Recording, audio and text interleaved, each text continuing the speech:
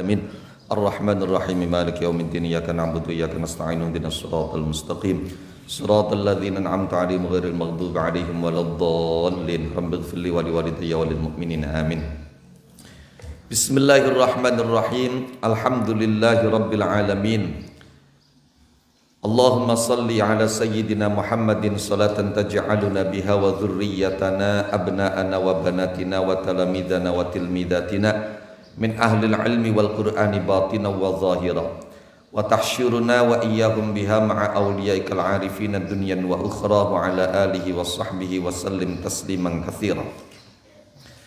Subhanaka la ilma lana illa ma 'allamtana innaka antal alimul hakim. Rabbana yassir wa a'in ya karim waftah lana futuhal arifin waftah bil haqqi wa antal fattahul alim. Wa ba'd, faqad qala muallifu hadzal kitab Sayyidi Syekh Abdul Fattah Abu Ghuddah rahimahullahu ta'ala rahmatan wasi'ah wa radhiya anhu wa anna wa maddana bi asrarih wa narana bi anwarih wa fadha alaina min barakatihi wa nafahatih wa nafa'ana bihi wa bi ulumihi wa bi ulumi masyayikhi wa ulumi sa'iri ibadihi salihin fid dharain amin ya rabbal alamin.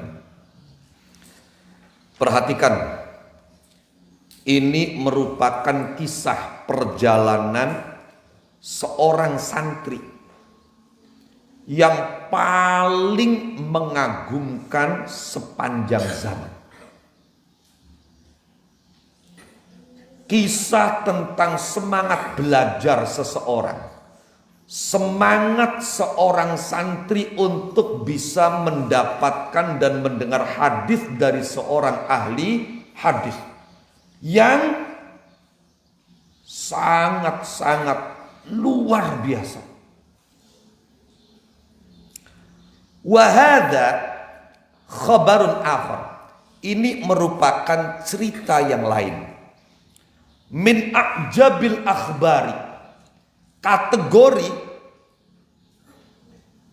cerita yang paling menakjubkan. Kabar yang paling mengagumkan. Wa aghrabiha, sekaligus yang paling aneh.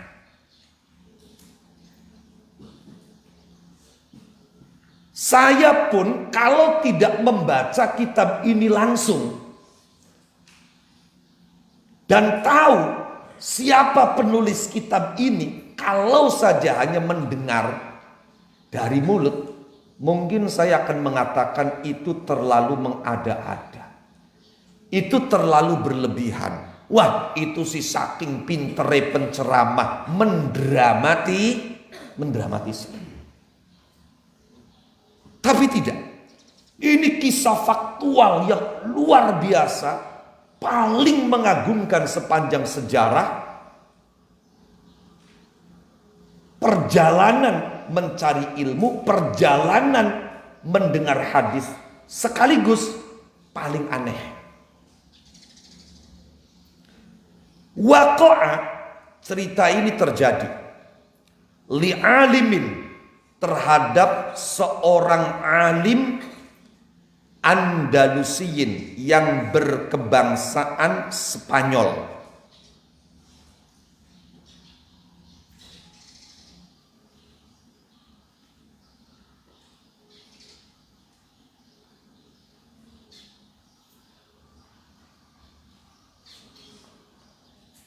Mimman, dari orang-orang rohilu yang pergi meninggalkan kampung halaman, minal Andalusi, dari Spanyol, ilal masyriqi, menuju negeri timur. Arab itu kan timur, timur tengah. Waqad rahila, dan sungguh pergi meninggalkan kampung halaman. Hadzal alimu, orang alim ini, al Andalusiyu, yang berkebangsaan Spanyol, ilal masyriqi, menuju negeri timur,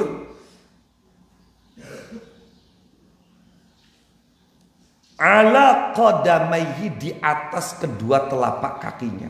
Subhanallah. Ini satu saja, baru satu ini, satu poin ini baru. Orang yang notabene di kampung halamannya dia sudah jadi tokoh besar.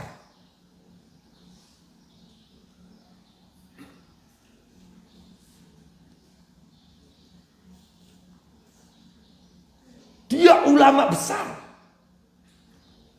Demi untuk mengaji dan mendapatkan hadis dari orang yang dia anggap lebih alim, dia berjalan kaki dari Spanyol ke Baghdad. Bukan sekedar berapa negara. Kita sudah bicara tentang 2 benua. Benuanya sudah beda ini.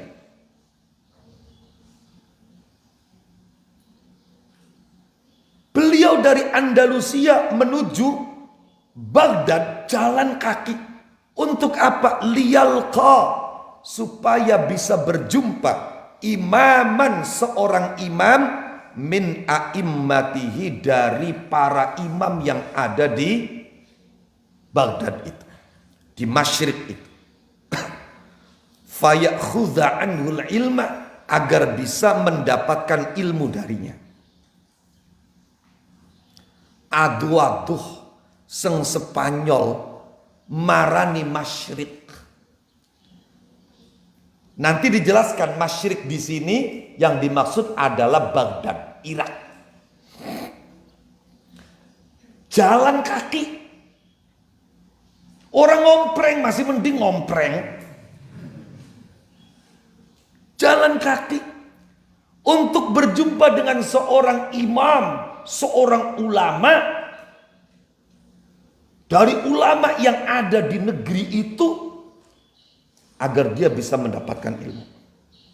Dia bisa mengambil ilmu. Ya Rabb. Apa yang terjadi setelah beliau sampai?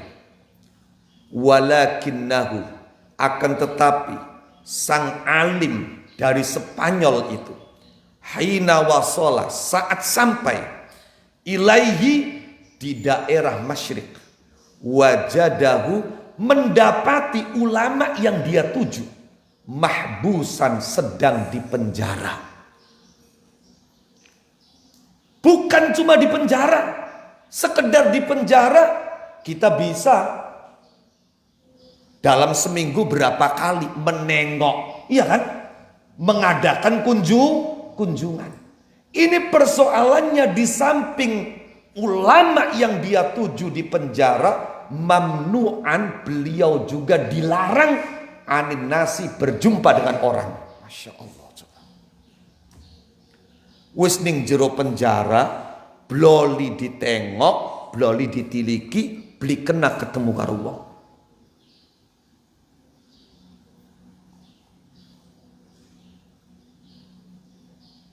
Balik maning, laka kamu sih, wis adu-adu melaku, masa ya balik maning. Fatalat tofa, maka dia mencari cara halus, watahayyala, mencari strategi,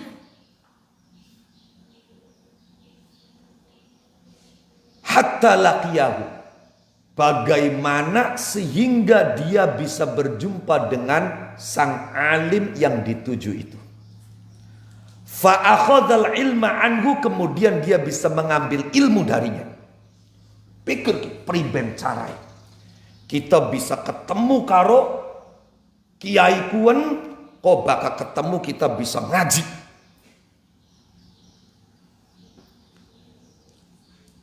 Bisuratin, dengan bentuk, ya, dengan cara la takhturu, yang tidak pernah terlintas alal bali, di hati. Dia ketemu satu cara untuk bisa berjumpa dengan orang alim itu. Cara yang dia temukan itu tidak pernah terlintas di hati siapapun. Terbayang akan terjadi saja tidak. Laula wuqu'uha, kalau itu tidak terjadi maka tidak akan pernah terlintas di hati. Allah. Wat tarikhu, sejarah ini abul ajaib, merupakan sejarah yang bisa dianggap sebagai bapaknya keajaiban. Jadi sejarah ini dibahasakan oleh Syekh Abdul Fattah Abu Huddah sebagai bapaknya keajaiban. Wal gharaib, dan bapaknya keanehan.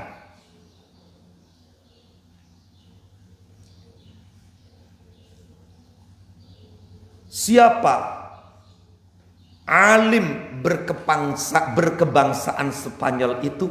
Dzalikumul alim.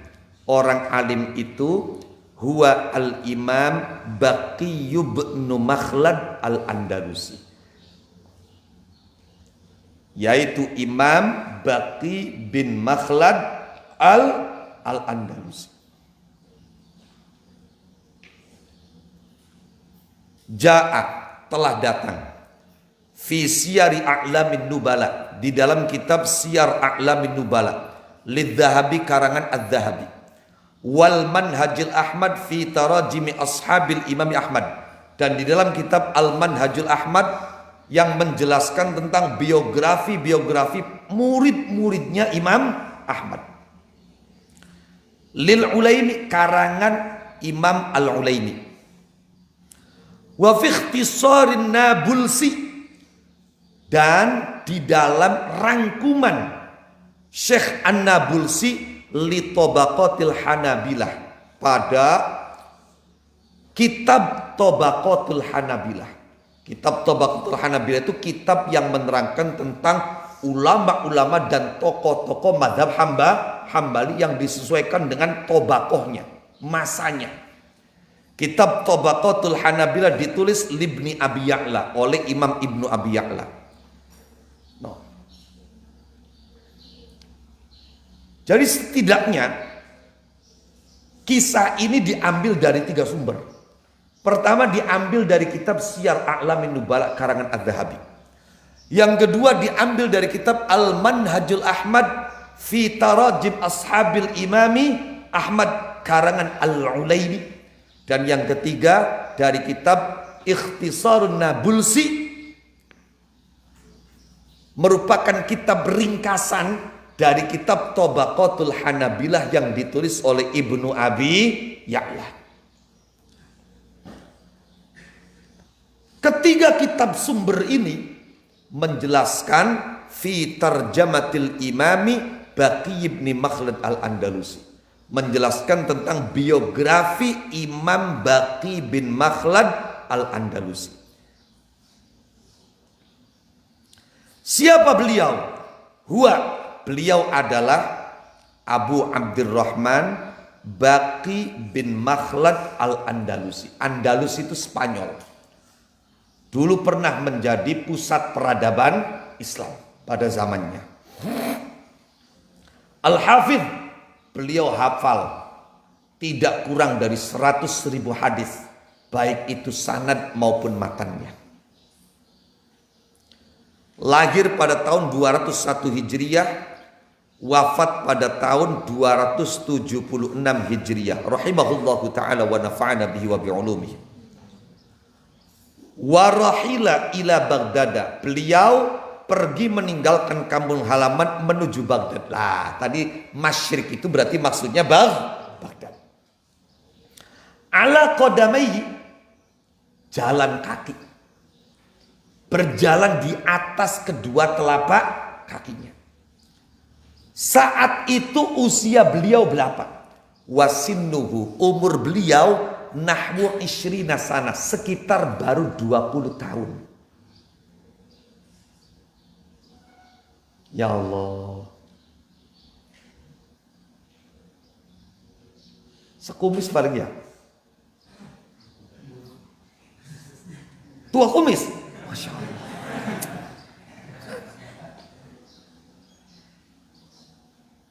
Baqi bin Makhlad usia 20 tahun. Beliau pergi meninggalkan Andalusia menuju Baghdad. Apa harapan besarnya? Apa destinasinya? Wa kana jullu bughyatihi, harapan besar beliau, harapan terbesar beliau. Jullu bughyah itu artinya ya pencarian terbesar. Bughyah itu sesuatu yang dicari.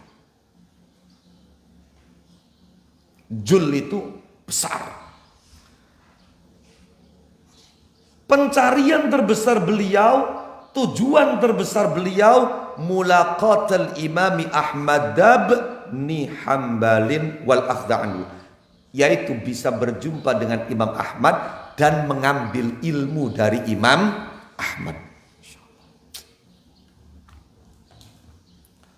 Hukiya, diceritakan, anhu, dari Baqi bin Makhlad. Jadi pelaku sejarah. Annahu, sesungguhnya Baqi bin Makhlad qala, berkata, lamma qarubtu, saat aku sudah dekat, min Baghdad, dari Baghdad, ittasola, sampai, bi, kepadaku, khobarul mihnati, informasi ujian, allati darot, yang melingkari, ala Ahmad bin Hambalin, pada Imam Ahmad bin Hambal. Wa annahu, dan sesungguhnya Ahmad bin Hambal, mamnu'un, dilarang, minal istima'i ilaihi, dilarang berkumpul menemuinya, dilarang mengumpulinya, minal istima'i alaihi, minal istima'i ilaihi, dilarang mengumpulinya, wassama'i minhu, dan mendengar hadis darinya, mendengar ilmu darinya. Faghtamamtu, maka aku sedih, bidzalika, dengan itu, ghamman syadidan, sedih yang tidak biasa, sedih yang luar biasa, sedih yang sangat.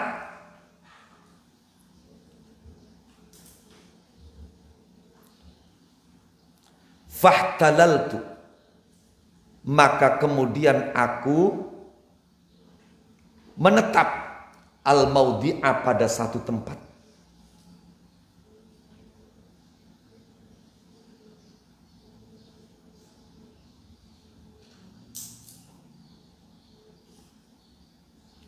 Falam u'arrij ala syai'in ba'da inzali mata'i fi baitin iktaratuhu fi ba'dil fanadiq, an ataitul masjidal jami'al kabir, wa ana uridu an adlisa ilal hilak, wa asma'a ma yatadzakarunah.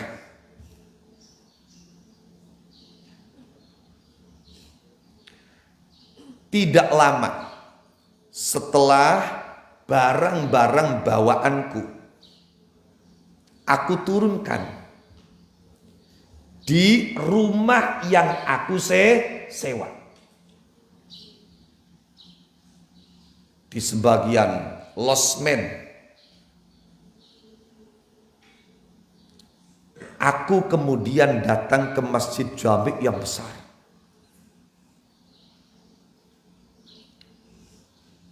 Aku ingin duduk di halaqah-halaqah yang ada di masjid itu dan mendengar apa yang mereka diskusikan.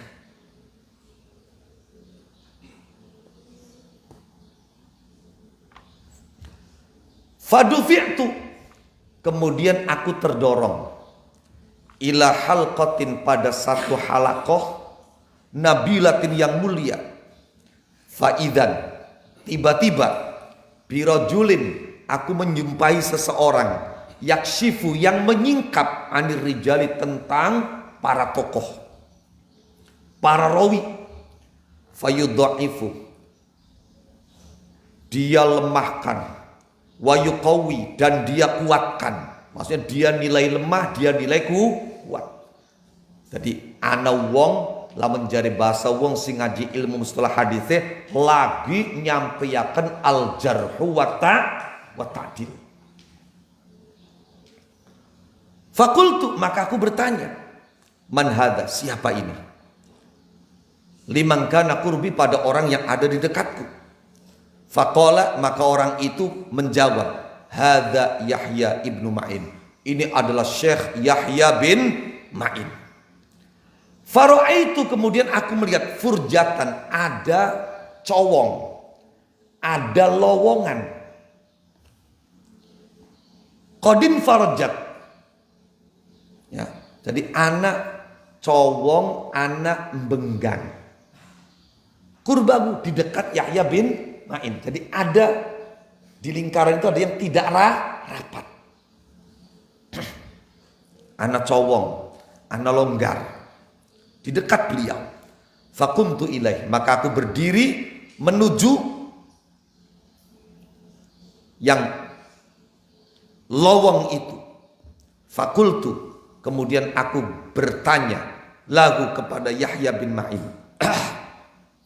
Ya Aba Zakaria, wahai Abu Zakaria, rahimakallah, mudah-mudahan Allah merahmatimu. Rajulun, seorang laki-laki, gharibun, yang asing, seorang laki-laki asing, naib dari yang jauh sekali rumahnya. Aradtu su'al, aku ingin bertanya. Fala tastakhifani, maka jangan kau remehkan aku. Faqala li, maka beliau menjawab aku. Qul, katakanlah. Fasa'altuhu, maka aku bertanya kepadanya, an ba'diman, tentang sebagian orang. Laki itu yang aku jumpai min ahlil hadithi, dari ahli hadis. Fa ba'don, maka sebagian dari mereka zakka, dinilai bersih. Wa ba'don, dan sebagian yang lain jarroha, dinilai cacat. Fasa'altuhu, maka aku bertanya kepada Yahya bin Ma'in fi akhir su'ali, akhir pertanyaan. Aku menanyakan kepada beliau an Hisham bin Ammarin, tentang Syekh Hisham bin Ammar. Kenapa tokoh ini aku tanyakan terakhir? Wa kuntu qad aktsartu minal akhdhi minhu, karena aku paling banyak mengambil hadis dari beliau. Faqala, maka Yahya bin Ma'in menjawab, Abul Walid Hisham ibnu Ammar sahibu salatin dimashqiyun thiqatun wa fawqa thiqah. Oh, kamu tanyakan Abul Walid Hisham bin Ammar. Ketahuilah, Abul Walid Hisham bin Ammar itu orang yang ahli sholat, rajin sholat. Sholatnya itu bukan cuma puluhan rakaat, ratusan rakaat. Beliau ahli sholat. Beliau berkebangsaan Damaskus, sekarang Syria. Thiqatun, bisa dipercaya. Wa fawqa thiqah, bahkan di atas bisa dipercaya. Wih, luar biasa. Lau kana tahta ridaihi kibrun au taqallada kibron ma darrahu syai'an li khairihi wa fadlihi. Allah, luar biasa. Pujian, sanjungan, apresiasi yang diberikan oleh Imam Yahya bin Ma'in pada gurunya Baqi bin Makhlad yang bernama Abul Walid Hisham bin Ammar. Tidak berhenti dengan mengatakan beliau orang yang bisa dipercaya, bahkan di atas bisa dipercaya, tapi sampai dikatakan laukana tahta ridai, seandainya di bawah selendang Hisham bin Ammar ada kesombongan, kibrun, au taqallada kibran, atau bahkan seandainya Hisham bin Ammar berkalungkan sifat sombong, madarrahu syai'an, maka kesombongan itu tidak membahayakan dia sama sekali. Kenapa? Li khairihi wa fadlihi, karena kebaikannya dan keutamaannya. Jangankan sosok yang demikian soleh, alim, alamah. Syekh Abdul Hadi Al-Kharsai itu mengatakan,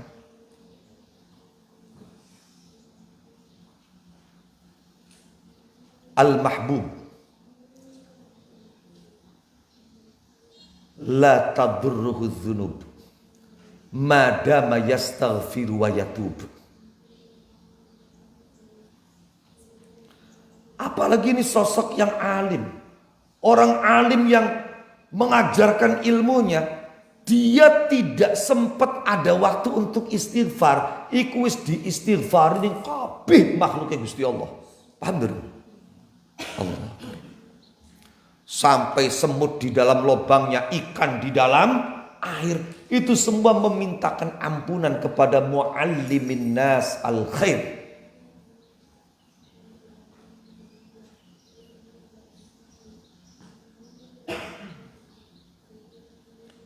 Sebagian guru menggambarkan ibarat air, orang seperti itu adalah danau. Batangnya kirik nyemplung, orang dadekaken banyu mau dadi najis. Seandainya Hisham bin Ammar di bawah selendang yang dia pakai ada kesombongan, bahkan seandainya beliau berkalungkan kesombongan, maka kesombongan itu tidak membahayakan dirinya. Kenapa? Karena kebaikan beliau yang luar biasa, keutamaan beliau yang dahsyat. Ya Allah, mendengar penjelasan dan keterangan seperti ini, semua yang hadir di halakohnya Imam Yahya bin Mu'in tidak ada yang tidak menjerit. Menjerit semuanya. Allah! Fasaha ahlul halqah. Menjerit orang-orang yang ada di halakoh itu. Yakfik rahmatullahi alaih. Cekap. Kita nggak kuat ini. Cukup. Ghairuka lahu su'al. Yang lain masih ada yang bertanya.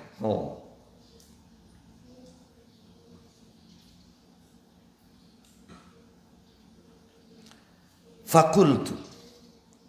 Maka aku sebelum ganti ke penanya yang lain, aku berkata, wa ana waqif ala qadamayya, di mana posisiku berdiri di atas kedua telapak kaki.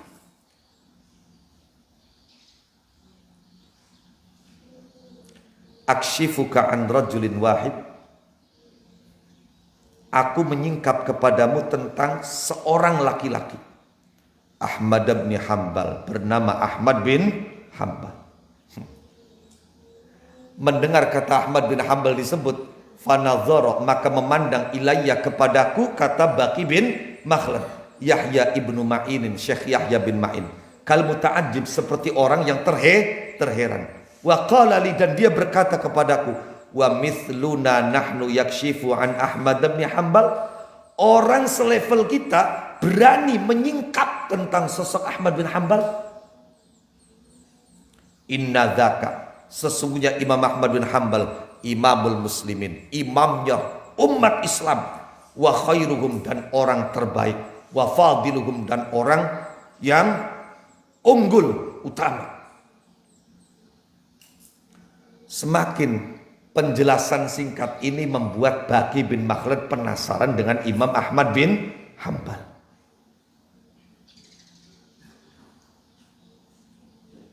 Dan alhamdulillah, Imam Ahmad bin Hanbal sudah keluar dari penjara.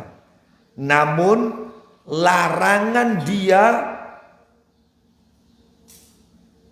mengajar, larangan dia didatangi orang untuk belajar belum dicabut, masih berlaku. Summa kharajtu, kemudian aku keluar dari masjid itu. Astadillu, mencari petunjuk. Astadillu yakni mencari petunjuk.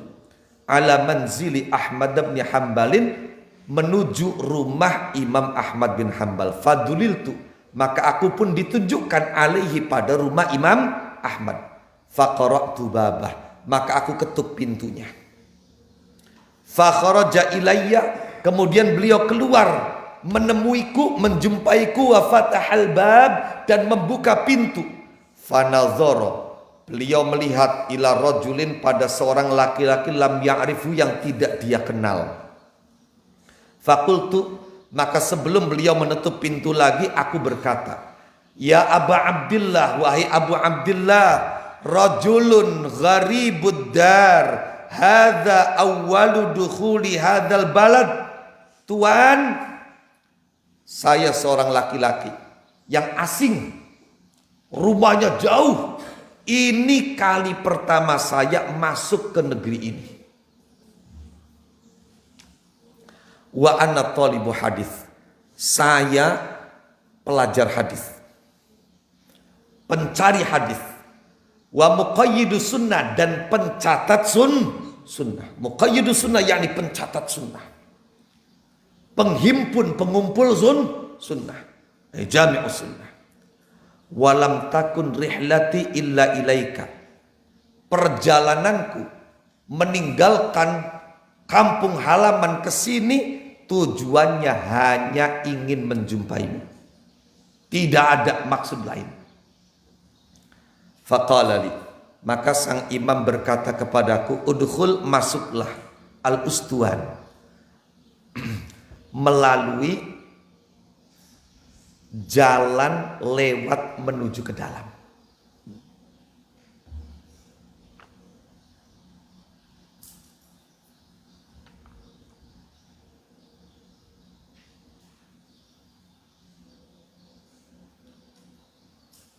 Melalui lorong, yakni bihi al-mamar ila dakhilid dar. Yang dimaksud dengan ustuan adalah jalan menuju ke dalam rumah. Wala taqa 'alaika ainun, jangan sampai ada mata melihat kamu. Jangan sampai kamu terlihat oleh orang.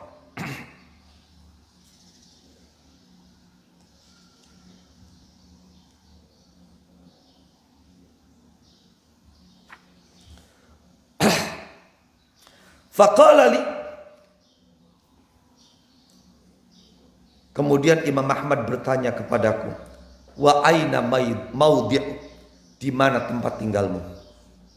Qultu, aku menjawab, al-maghribul aqsa, barat yang paling pojok. Ya, Andalusia, benuanya sudah Eropa.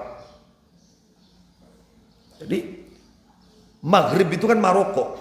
Nah, itu dari Maroko itu kelihatan itu. Al-Maghribul Aqsa itu.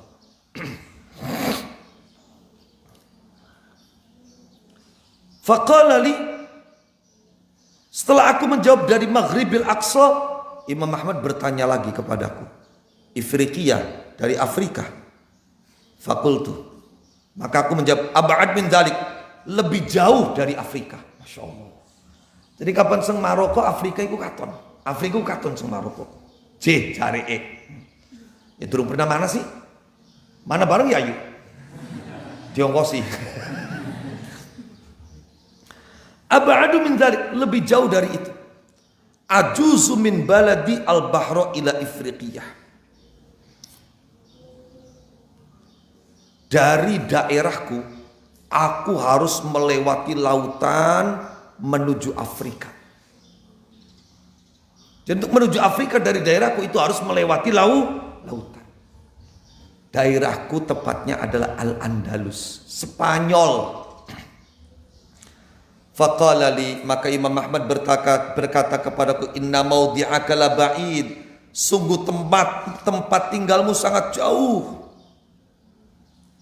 Wa makana syai'un ahabba ilayya min an uhsina auna mithlika ala matlabih.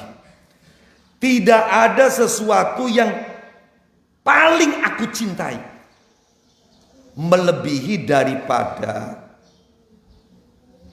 membantu orang seperti kamu untuk bisa mendapatkan apa yang dia cari. Paham dulu? Jadi Imam Ahmad itu luar biasa, gembiranya, senangnya, dan sangat ingin membantu Baqi ibn Makhlad atas apa yang dia cari, apa yang dia inginkan. Jadi makanya kapan ada santri aduh, sing aduh bisa dapat perhatian lebih, itu wajar. Aduh loh, melewati pirang-pirang pondok kok jelek marani Nurul Islah. No. Ya karuan sih, paling gampang bulat-bulatannya. Karena bengen ana Sunan Kalijaga sekian jaga kali. Jaga kali, jaga kali, jaga kali.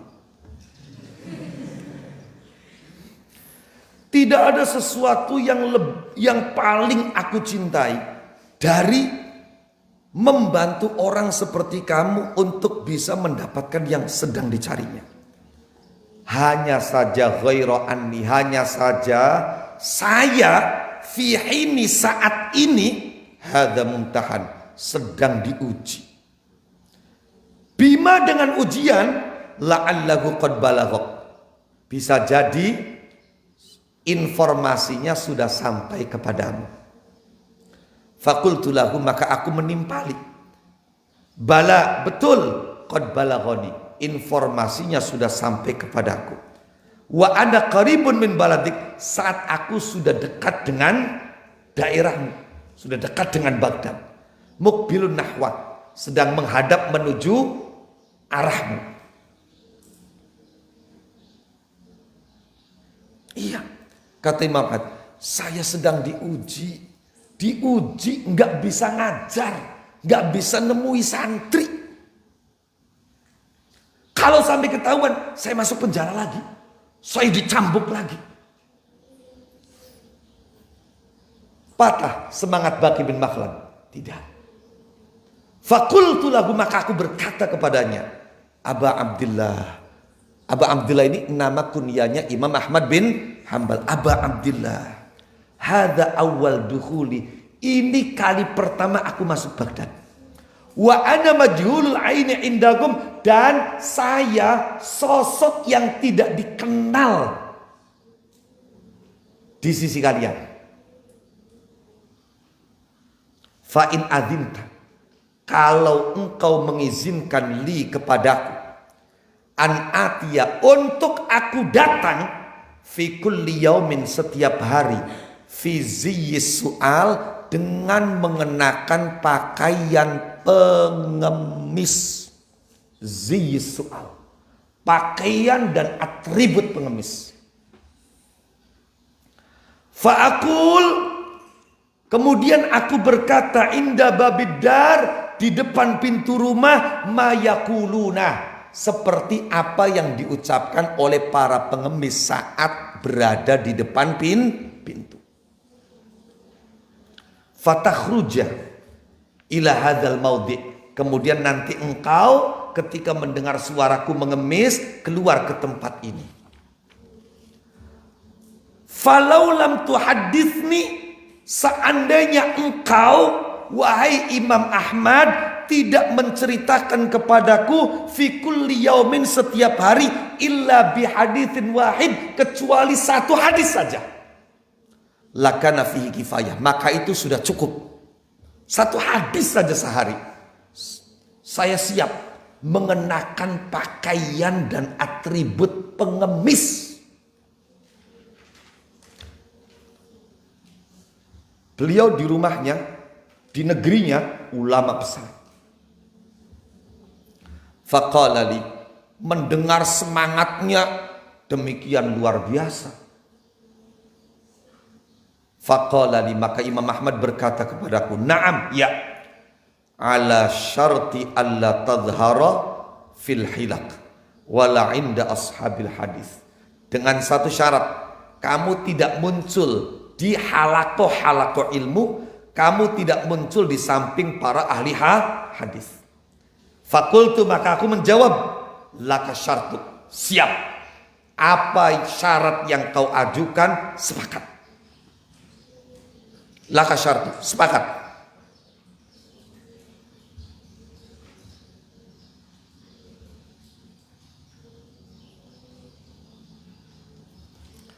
Fakuntu akhudhu, maka keesokan harinya aku mengambil kayu, biadi, dengan tanganku, aku jadikan sebagai tongkat, teken.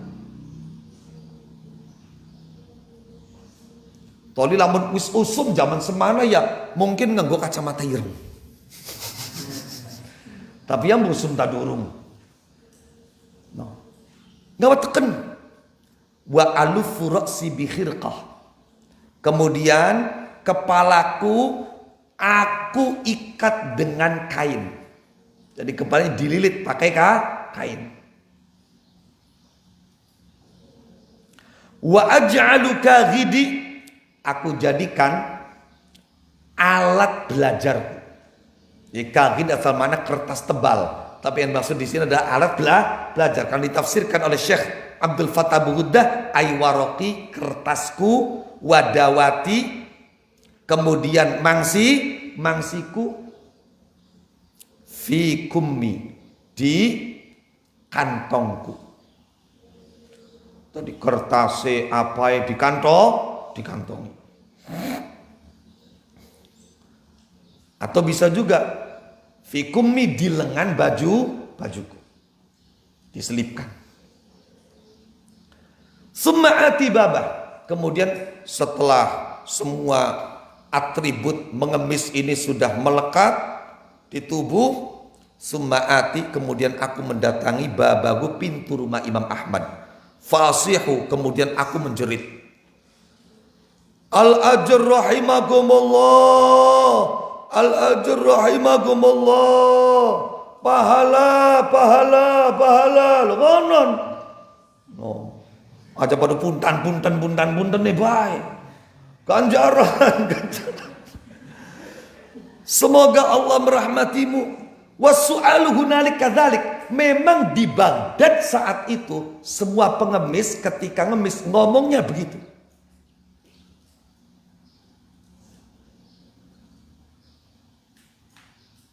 Fayakhruju ilayya, kemudian Imam Ahmad keluar menemuiku, wa yughliqu babadar, dan beliau mengunci pintu rumah, wa yuhadditsuni, dan menceritakan kepadaku bil haditsain, 2 hadis, wa thalathati, 3 hadis, wal aksar, dan lebih.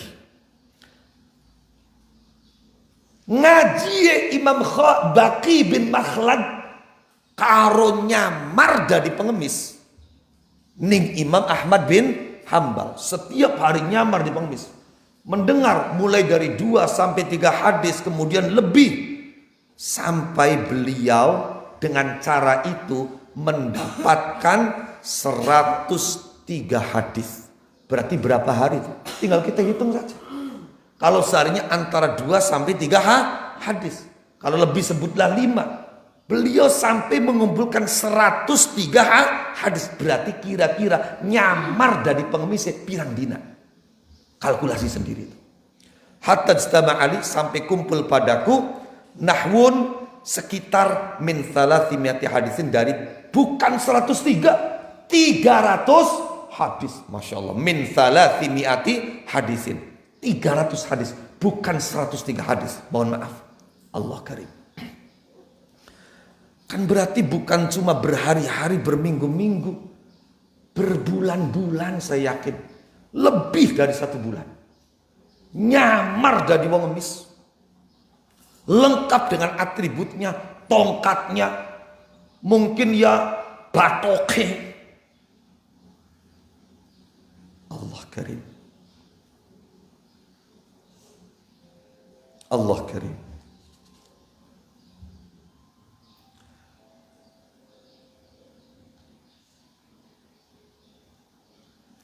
Faltazamtu dzalika, maka aku terus menjalankan ini semua, menetapi semua itu, hatta mata, sehingga mati, al-mumtahinu lahu, pemimpin pejabat yang menguji Imam Ahmad bin Hambal, wa waliya, dan menguasai, ba'dahu, setelahnya, man kana, pejabat ala madhabi ahli sunnah, yang mengikuti madhab ahli sunnah. Sebelumnya madhab Mu'tazilah yang menguji Imam Ahmad itu. Fadhahara, maka muncul terang benderang Ahmad bin Hanbalin, Imam Ahmad bin Hanbal, wasama, dan luhur, zikruhu, sebutannya, wis cari bahasa wong sekine viral Imam Ahmad langsung. Suwise pemimpin sing Mu'tazilah sing menjarakakan Imam Ahmad, melarang Imam Ahmad mulang apa mati, langsung wis Imam Ahmad muncul terang benderang, viral, semua orang membicarakan beliau, semua orang pingin ngaji sama beliau. Wa azuma fi uyunin nas, dan beliau menjadi besar dalam pandangan mata seluruh manusia. Wa alat imamatu, kepemimpinan beliau terutama di bidang hadis meninggi. Wa kanat tudrabu ilaihi abatul ibil, beliau menjadi tujuan orang-orang dari jauh untuk belajar, yang untuk datang mereka sampai harus menaiki onta. Paham dulu?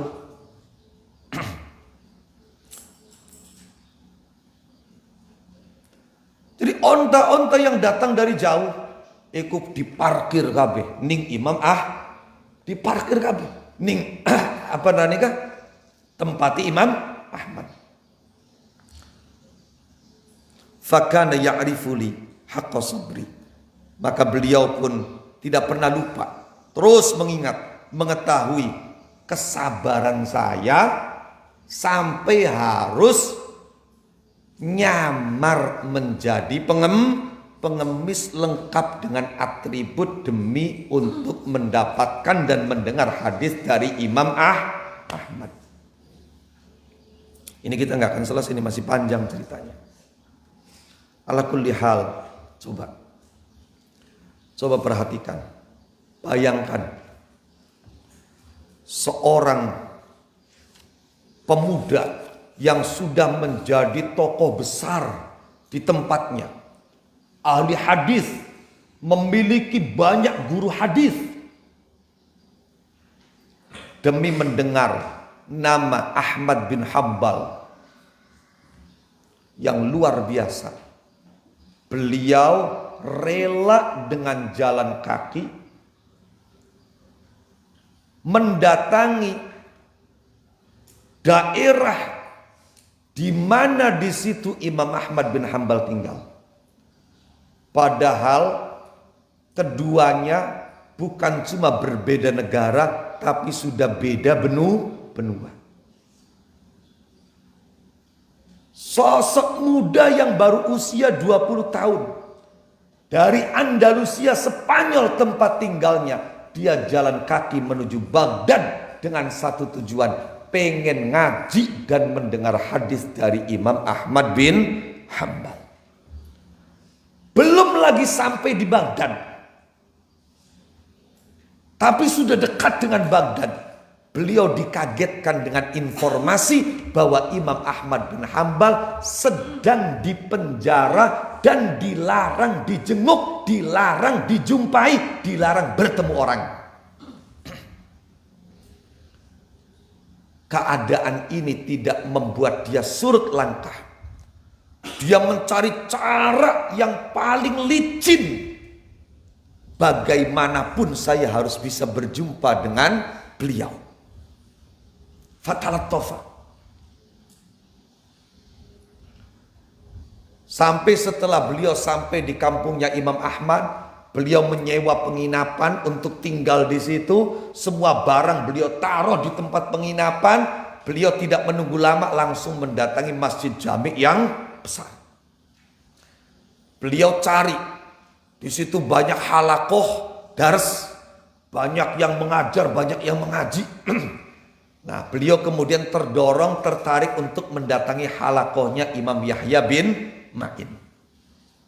Pada sesi tanya jawab, beliau menanyakan beberapa guru yang beliau mendapatkan hadis darinya.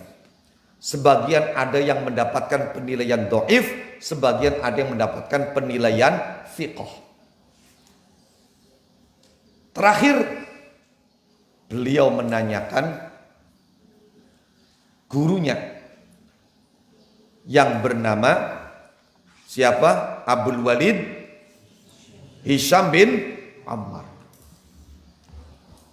Mendengar nama itu, Yahya bin Ma'in memuji setinggi langit.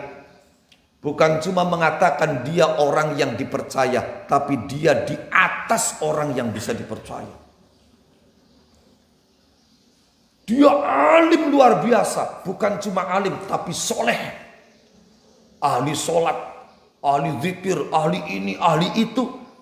Saking alimnya, saking solehnya, Kata Imam Yahya bin Ma'in, seandainya di bawah selendangnya ada kesombongan atau bahkan beliau berkalungkan kesombongan, maka kesombongan itu tidak akan membahayakan beliau. Tidak akan membahayakan Hisham ibn Ammar. Akhirnya orang-orang, gantian takon nih, gantian. Saya jadi gak pada pengen takon. Maka aku pun beranjak, berdiri akan meninggalkan tempat itu. Kata Baqi bin Makhlad, sebelum aku betul-betul meninggalkan majelis itu, aku sempat mengatakan, kalau aku mau, aku akan singkap seorang tokoh ahli hadis bernama Ahmad bin Hambal. Mendengar nama Ahmad bin Hambal, Imam Yahya ibn Ma'in langsung memperhatikan aku.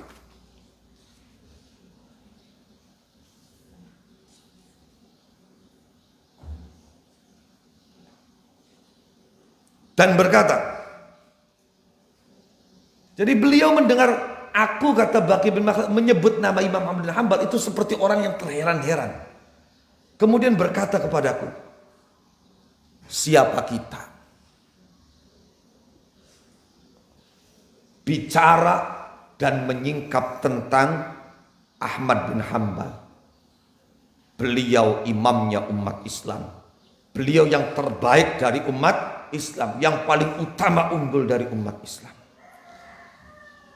Sekelumit komentar Yahya bin Ma'in semakin membuat Baqi bin Makhlad penasaran dan menggebu-gebu untuk bisa menjumpai Imam Ahmad bin Hambal. Beliau cari tahu alamatnya, setelah mendapatkan, ditunjukkan, sampai ternyata alhamdulillah Imam Ahmad bin Hambal sudah tidak lagi di penjara, tapi beliau tetap masih dilarang membuka pengajian, dilarang menerima santri. Sekali kewenangan, ketangguhan, penjara maning, cambuk maning. No. Akhirnya wes pokoknya.